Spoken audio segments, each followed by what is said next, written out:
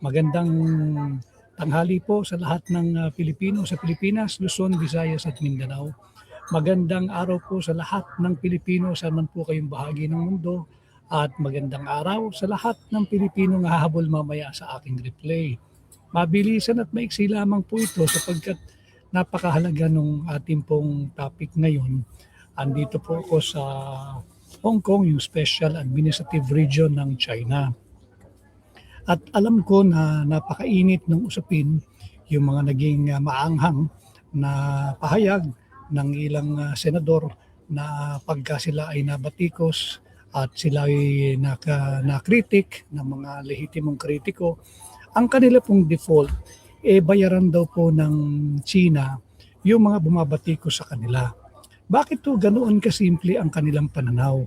Kaya po yung ating pamagat ngayong araw ay isipin ang mga OFWs sapagkat umiinit po ng umiinit yung usapin dyan, yung palitan ng maanghang na salita. Alam ho ninyo, yung biglang may nag-post po kasing isang senador na nagkalat daw ngayon yung mga Pilipinong bayaran ng China sa SOCMED. Matapos daw yung talumpati niya na kontra sa pambabastos ng China Embassy. Alam ho ninyo, ang chief architect o yung pinunong arkitekto ng ating foreign policy ay walang iba kundi ang Pangulo ng Pilipinas. Lahat po tayo spectator lamang, bagamat sila ay senador, pero sana bago magsalita ay isipin muna yung kapakanan ng napakaraming overseas Filipino workers. Kagaya ko ho, hindi nakakagulat kung ako ay babansagang bayaran ng China o troll ako sa social media ng China. Hindi natin ganun dapat kasi pasimplihin ang usapin. Ano po yung importansya nito? Pag hindi po kumalma o hindi po naging kalmado yung ating mga pambansang leaders, tinagurian pa namang leaders, namimiligro po ang empleyo at status ng ating mga kababayan. Ngayon, pagka gumawa ng isang marahas na hakbang ang China o pulisiya, kagaya ng pagpapabawal o pagbabawal sa pag-empleyo ng mga Pilipino sa bansang China, sa Macau, sa Hong Kong, sa Beijing, sa Shanghai, sa Guangzhou, sa Xiamen, papakainin nyo kaya kayong mga senador at lalong-lalo na yung mahiling magsalitang taga-Coast Guard, kaya mo kayang pakainin itong mga nagtatrabaho dito sa teritoryo ng China? Paano yung kanilang pamilya? Paano yung mga anak nilang nag-aaral? Paano yung mga bahay na naka-amortize at hinuhulug-hulugan pa tuwing buwan?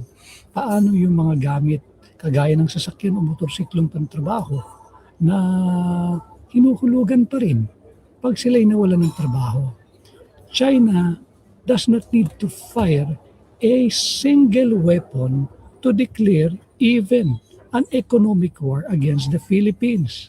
Gawin lang ng kanilang bansa, wag naman. Pagbawal ang deployment ng Filipino workers, professionals sa lahat ng teritoryo ng China dahil sa hindi mapigil na pag-iinsultuhan at maanghang na palitan ng salita. Paano yung ating mga kababayan? Papakainin nyo ba? Yung pinagbibintangan niya pag siya'y na-critic na pro-China, siya pro-American Kaya ba niyang pakainin yung pamilya ng mga OFWs na magugutom? Pag-isip ka naman, dahan-dahan, para ka rin yung taga-Coast Guard. Alam ho ninyo, yung taga-Coast Guard, laging nagsasalita ng kung ano-ano, laban sa China, laban sa pinuno ng China. Alam ho ninyo, that is already bordering, if not yet, falling squarely into the violation of Article 118 of the Revised Penal Code. Ano po iyan? Yung inciting to war. Total mahilig naman sa inciting to sedition o sa inciting itong administrasyon ni Bongbong Marcos. Bakit hindi nila kastiguhin itong taga-Coast Guard? at sabihan na dahan-dahan lang maging marahan ka. Promeno ka naman diyan sa mga salita mo because you are already committing a violation of Article 118 of the Revised Penal Code, which is inciting to war. Ano? At linalagay mo sa peligro yung buhay ng ating mga kababayan na nagtatrabaho sa bansang China, sa Hong Kong, sa Macau, yung binanggit ko, Xiamen, Guangzhou, Shanghai, at sa mainland, sa Beijing. Dapat ito ay isipin nila. Hindi pwedeng para nating yung poking the bear, yung tinutusok-tusok mo yung mata ng bear. Paano kung habulin ka ng bear? Kaya mo ba yung mano-mano?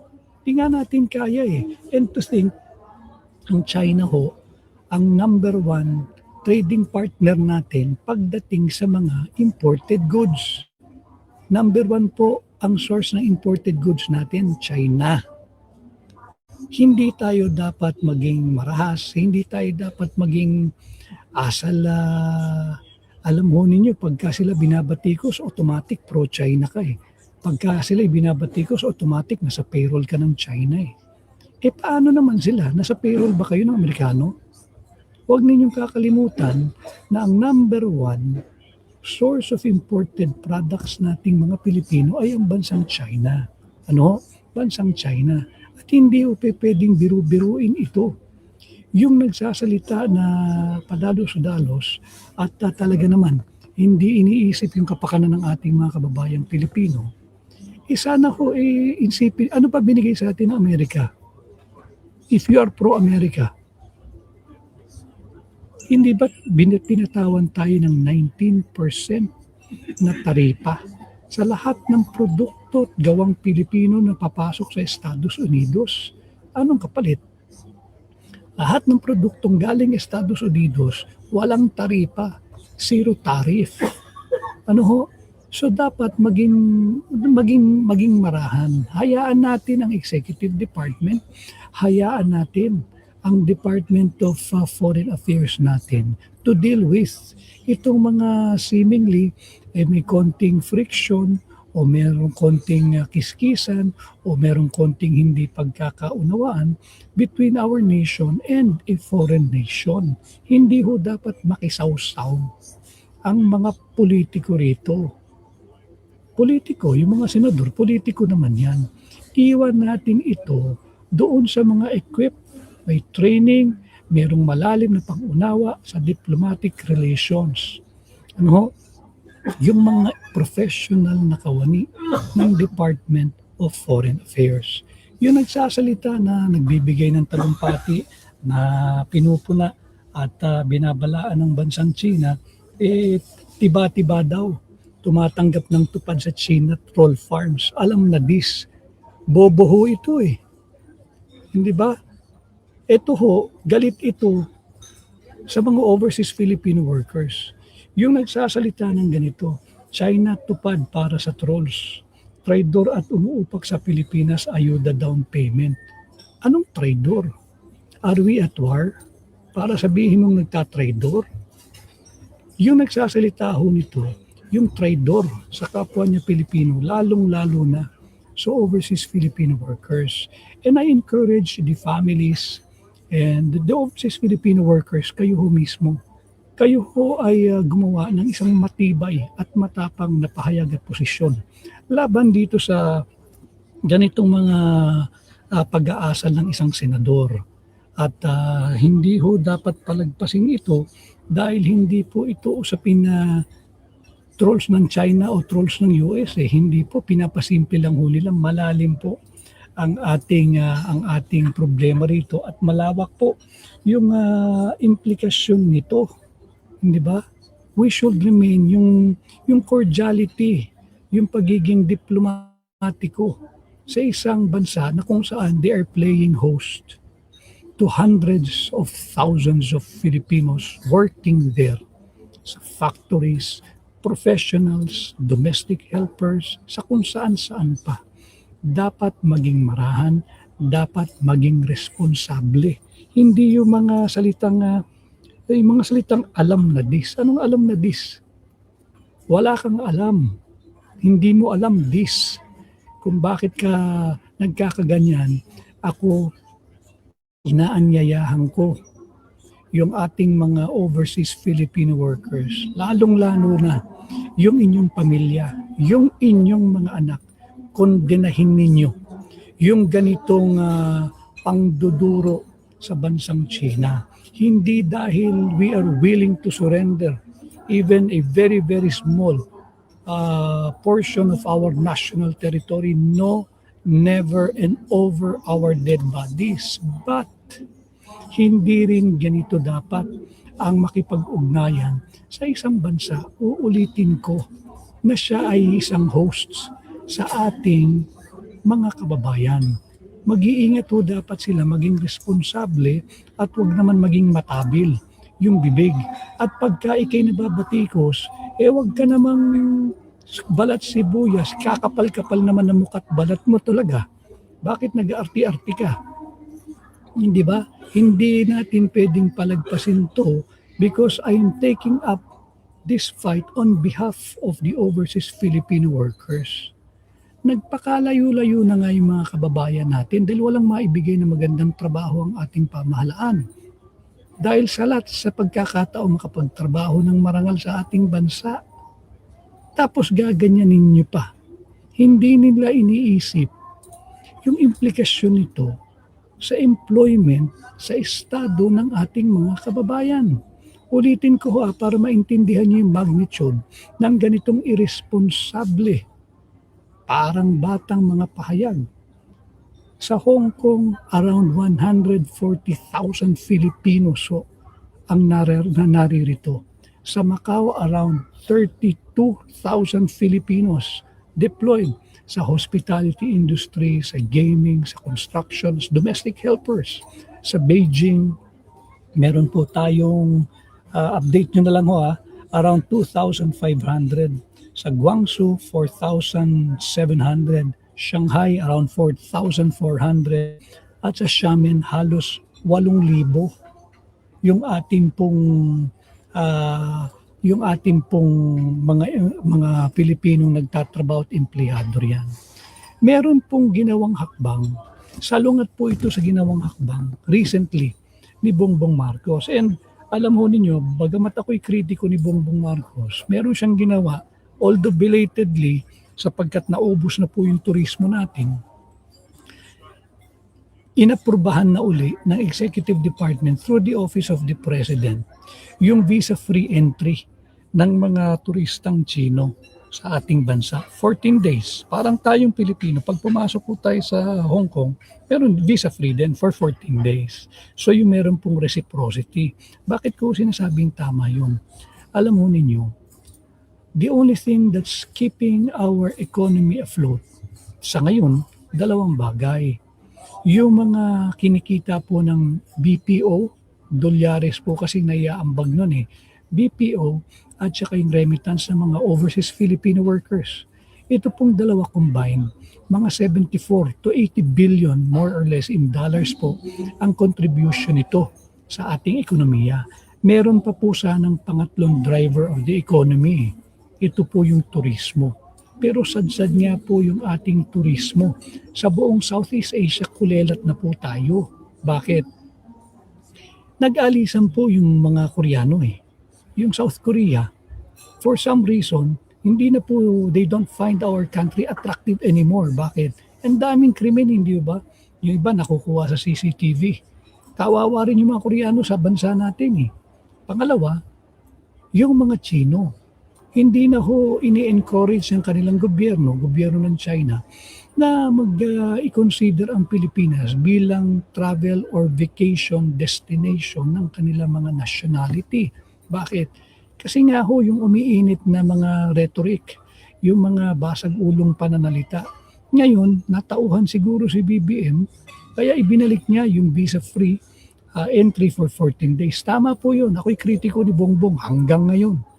Yan ang ulo ng korupsyon sa ating bansa Pero may ginawa siyang tama, yung nagbigay ng visa-free entry, 14 days. Subalit, ano ang ginagawa ng mga kasamahan niya sa executive at sa Senado?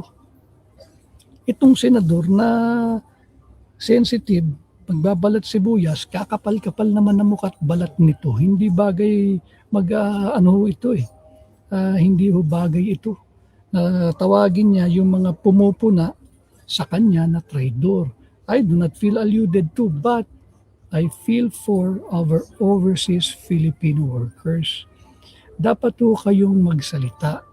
I encourage you, lahat ng overseas Filipino workers, hindi lamang yung nasa China. Meron naman tayong mga organisasyon iba't iba at meron tayong mga multi-linkages.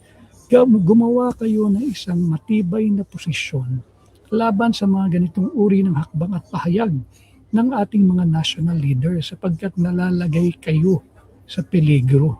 Ulitin ko, yung Article 118 of the Revised Penal Code, inciting to war or giving motives for reprisal. Ano po yun? Unang-una, yung mga salita po na nagpo-provoke o maaring makapagbigay ng isang marahas na hakbang mula doon sa isang bansang pinatutukuyan. Ano ho? Yung at maaari pong mag-expose o maglantad sa inyo, aking mga minamahal na overseas Filipino workers, sa mga paano kung magkasundo ang mga Chino, kagaya rito sa Hong Kong, magkaroon ng discrimination. Wag naman. At mukhang hindi naman nila gagawin yun dahil maganda ang relasyon ng ating mga kababayang nagtatrabaho rito at yung mga Chino. Pero paano kung magkaroon ng diskriminasyon? Saktan yung ating mga kababayan dahil hindi magantihan yung mga irresponsableng nagbibigay ng mga maaanghang na pahayag. Ang gantihan yung mga kababayan natin, yung kanilang ari-arian, yung kanilang mga trabaho. Kaya nyo ba silang pakainin? Wala naman silang, hindi ho sila mabubuhay sa tupad. Hindi ho sila mabubuhay sa akap. Hindi ho sila mabubuhay sa AIX na korupsyon ninyo, mga senador at congressman. Hindi po sila mabubuhay sa 4Ps. Hindi po sila kagaya nung nagbabalat sibuyas pero napakakapal naman ng muka at napakakapal ng balat. Walang hiya po ito para hindi isipin ang kapakanan ng ating mga kababayang Pilipino, yung mga overseas Filipino workers, especially in China at lahat ng probinsya ng China. Dapat maging marahan, dapat maging responsable. Kawawa po yung ating mga kababayan. I've talked to them, I've spoke to them, many of them here in Hong Kong, and they're fearful. Kasi nga, paano kung magkaroon ng discrimination?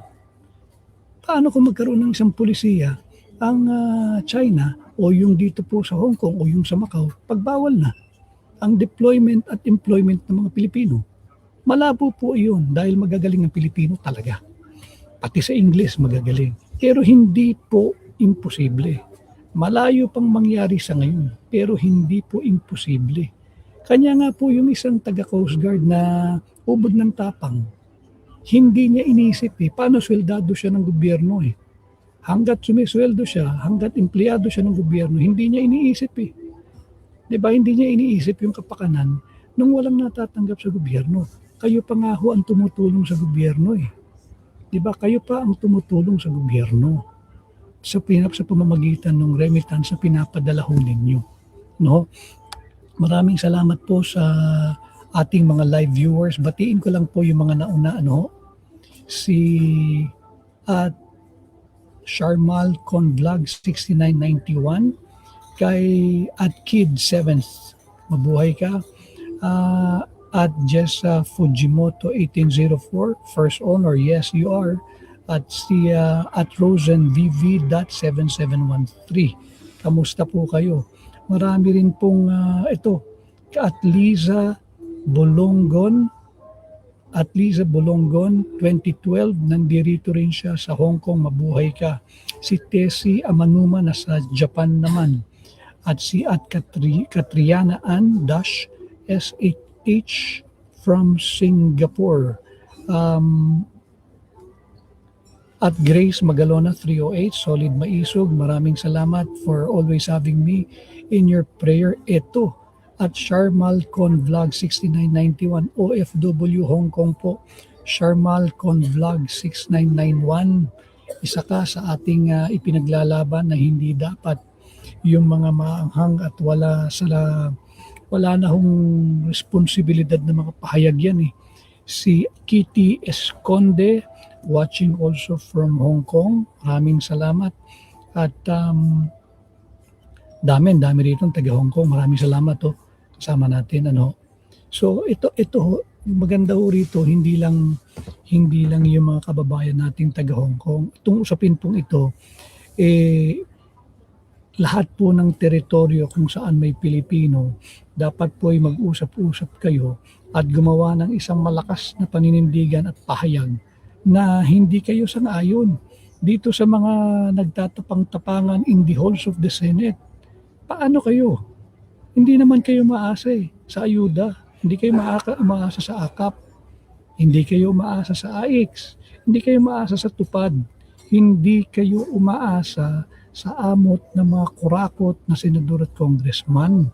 Ulitin ko kaya ho kayo nagpakalayo-layo dahil walang oportunidad sa ating sariling bansa kagaya ng oportunidad na nakita ninyo kung nasaan man po kayong bahagi ng mundo. Hindi madali maging overseas Filipino worker. Iiwan mo ang pamilya mo.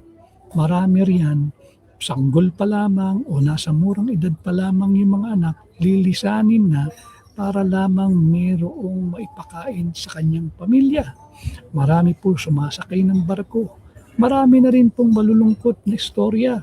Nagkawatak-watak ang pamilya, nasira ang pamilya. Hindi po yun kapuri-puri o hindi po yun kahanga-hanga. Ito po yung mga sakripisyo na ginagawa ng ating mga OFWs. Kaya dapat pahalagahan ang kapakanan ng bawat Pilipinong manggagawa saan man po kayong panig ng mundo. But in this case, for our live episode today, specifically and especially for the many Filipinos working, kahit ano pa pong trabaho ninyo, in China territories, sa Hong Kong, sa Macau, sa Beijing, sa Shanghai, sa Guangzhou, sa Xiamen at sa Shanghai. Dapat kayong protektahan. Yung mga sinasabing, yung mga kritiko ng ating mga national leaders pa namang tinuringan, pag sila ay napupuna o nababatikos, ang dali ho nilang magsabi na pro-China, nakatanggap ng tupad sa China. Ang kapal na mukha ng taong ito. Pag nababatikos, balat sibuyas, napakakapal naman ng mukha mo. Ang kapal din ng balat mo. Hindi mo na inisip at patuloy mong isinasangkalang ang kapakanan ng bawat Pilipino.